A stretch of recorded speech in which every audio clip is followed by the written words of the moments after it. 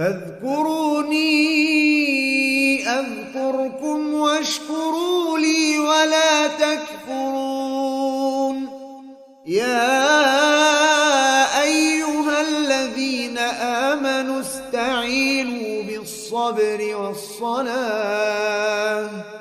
إن الله مع الصابرين.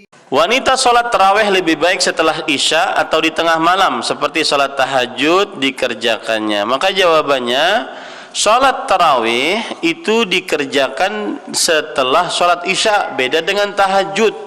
Tahajud itu adalah sholat yang dikerjakan setelah tidur malam. Ya, wa minal laili fatahajjad bihi nafilatan. Dan dari waktu malam maka bangunlah untuk sholat tahajud sebagai amalan sunnah bagimu. Ini menunjukkan bahwa bedanya sholat tarawih dengan sholat tahajud. Sholat tarawih dikerjakan setelah sholat isya, sedangkan sholat tahajud dikerjakan setelah tidur malam. Wallahu alam. Ketika adzan subuh baru bangun tidur, bolehkah makan 3 butir kurma buat sahur? Jelas nggak boleh. Ya, yang tidak boleh. Wallahu alam. Kenapa? Karena waktu sahur sampai terbit fajar.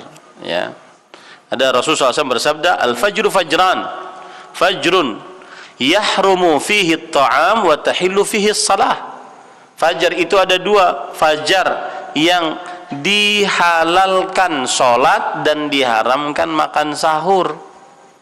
Yang kedua, fajrun tahrumu fihi as-salah wa yahillu fihi at-ta'am. Fajar yang diharamkan untuk sholat karena belum waktu subuh dan dibolehkan untuk makan. Wallahu alam. Ketika diinfus apakah wajib berpuasa? Infusnya jenis apa dulu? Kalau infusnya untuk memberikan kekuatan, maka dia berarti semakna dengan makan dan minum, dan ini membatalkan puasa. Kalau infusnya hanya sebatas obat, maka ini tidak mengapa, tidak batal puasanya. Dan ini juga permasalahan fikih yang kita harus bahas sebenarnya.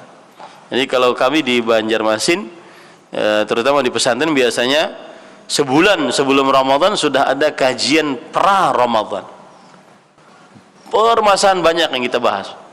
Di antaranya sifat puasa Nabi, 1. Kemudian fikih puasa yang kita bahas tadi, kayak tadi itu namanya fikih puasa. Dan yang ketiga, adab dan kesunahan puasa. Yang keempat adalah selamat datang Ramadan. Nah, itu motivasi agar mengerjakan ibadah dalam bulan Ramadan. Taib. Jika anak kecil yang tiba-tiba siangnya balik dan dia jatuh hukumnya berpuasa untuk sisa harinya, bagaimana dengan hukum niatnya yang tidak dilakukan sebelum terbit fajar? Ini kekhususan tersendiri karena dia berniat semenjak dia balik. Ya, dan dia menahan diri itu bukan dalam rangka berpuasa, karena dia sudah menjadi orang yang diwajibkan untuk berpuasa, maka dia menahan. Ya, menahan. Dan bukan juga dikatakan menghormati hari Ramadan, bukan juga. Tapi karena dia sudah orang yang dianggap diwajibkan untuk berpuasa. Sepasang suami istri melakukan jimak siang hari dalam keadaan puasa dan bermudah-mudahan agar nanti diqadha saja, namun di kemudian hari mereka baru tahu bahwa mereka harus bayar kafarat. Bagaimana kalau kondisi semacam ini? Ya bayar kafarat. Ya, kalau sudah tahu bayar kafarat. Yang pertama gini, saya pesan kepada kaum muslimin agar tidak bermudah-mudah membatalkan puasa, baik itu dengan berjimak di siang hari bulan Ramadan, karena dia adalah dosa besar. Dan Imam Az-Zahabi rahimahullah dalam kitab beliau Al-Kabair, dosa-dosa besar, beliau berkata, man aftara fi nahari Ramadan bighairi udhrin, saya ulangi, ittafaqal muslimun ala anna man aftara fi nahari Ramadan bighairi uzrin annahu syarrun minaz zani wa mudminil khamar.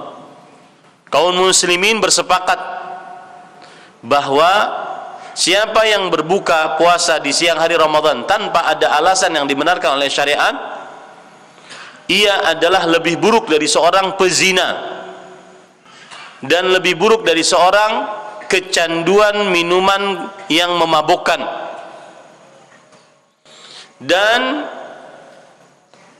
diragukan keislamannya serta dituduh sebagai seorang yang zindiq dengan kesepakatan para ulama. Jangan bermudah-mudah membatalkan puasa tanpa ada alasan yang dibenarkan oleh syariat, termasuk di dalamnya berjimak di siang hari bulan Ramadan. Tidak boleh ini jadikan main-mainan. Kemudian kalau dilihat dari siksanya adalah Rasul sallallahu alaihi wasallam pernah diperintahkan oleh dua malaikat untuk naik. Kata Rasul sallallahu alaihi wasallam, la utiquhu, aku tidak sanggup untuk naik. Kemudian malaikat tersebut mengatakan, kami akan membawa engkau ke atas. Ketika sudah sampai di atas, maka Rasulullah SAW mendengar awa'u ahlin nar, mendengar suara yang dahsyat, orang-orang kesakitan. Lalu Rasulullah SAW bertanya, apa itu? Kemudian para malaikat tadi menjawab, ini adalah suara kesakitan, raungan orang-orang penghuni neraka. Kemudian mereka disiksa. Bagaimana disiksanya? Kakinya digantung, kepalanya di bawah, lalu dari ujung bibir kanan ujung bibir kiri ditarik, disambung dengan kaki tadi. Lalu Rasulullah SAW bertanya, kenapa mereka disiksa demikian? Kata para malaikat, humul ladzina yuftirun qabla tahillata siyamihim, mereka lah orang-orang yang berbuka dengan sengaja sebelum waktu halal berbuka mereka. Nah, ini hati-hati nih.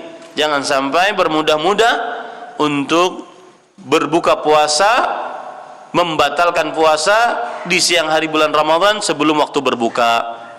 Terakhir, wallahu alam, seorang wanita kemudian yang berkaitan dengan jimak tadi, yang berjimak di siang hari bulan Ramadan, apa yang harus dia lakukan? Yang pertama, bertobat karena dia melakukan dosa besar. Yang kedua, batal puasanya hari itu. Dan yang ketiga, wajib dia menahan dirinya sampai maghrib, tidak boleh makan, tidak boleh minum. Orang biasanya habis berjimak dia kehausan, biarin aja karena sudah melakukan kesalahan. Yang keempat, dia wajib mengqadha di lain hari atas batalnya puasa hari itu. Yang kelima, dia wajib bayar kafarat. Kafaratnya berurutan. Jika tidak bisa nomor 1, boleh nomor 2. Tidak bisa nomor 2, boleh nomor 3. Yang pertama yaitu dia memerdekakan budak. Jika tidak bisa, dia berpuasa 2 bulan berturut-turut. Dia tidak bisa, dia memberikan sedekah kepada 60 orang fakir miskin. Jangan bermudah-mudah dalam hal ini. Wallahu alam.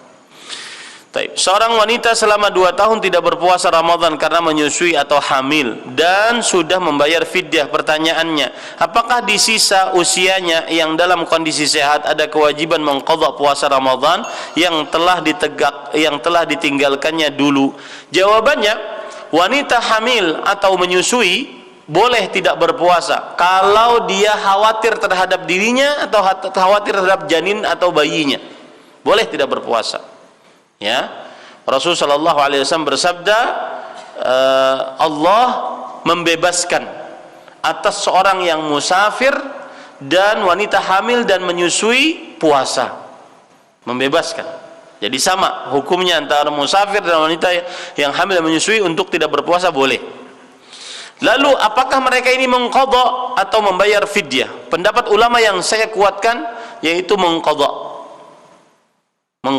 Tapi pertanyaan yang ditanyakan oleh ibu ini, beliau sudah bayar fidyah, mungkin atas fatwa orang yang memberi fatwa, maka pada saat itu sudah mencukupi, tidak perlu lagi dia mengqadha. Tapi pendapat yang kita kuatkan, saya lebih condong kepada mengqadha. Kenapa? Karena wanita hamil dan menyusui statusnya persis seperti orang yang sakit akut. Bukan sakit kronis. Sakit akut itu datang tiba-tiba, nanti sembuh, dia sehat, dia qadha.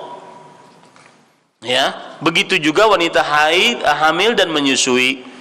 Dia kapan bisa, maka dia mengqadha meskipun terlambat. Kecuali kalau seandainya sudah lemah banget, Ustaz. Hutangnya banyak sekali. Suami saya produktif sekali. Hamil, menyusui, hamil, menyusui, hamil, menyusui. Nah, ini kapan saya mengqadhanya, Ustaz? Nah, pada saat itu kalau dia benar-benar lemah, dia bayar apa? Fidyah. Seperti itu. Semoga yang disampaikan bermanfaat. Subhanakallah bihamdik, asyhadu an la ilaha illa anta astaghfiruka wa atubu ilaik. Wa sallallahu nabiyana Muhammad walhamdulillahi rabbil alamin. Wassalamu alaikum warahmatullahi wabarakatuh.